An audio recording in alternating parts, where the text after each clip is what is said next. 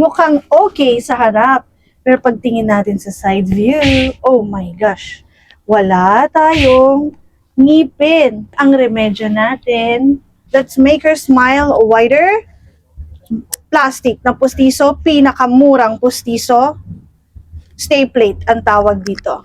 Ito lang ang budget, ito lang ang replacement. The smile is still the same kahit mura. Smile! Good job! Sobrang affordable. Okay na, Doc. Confidence na po.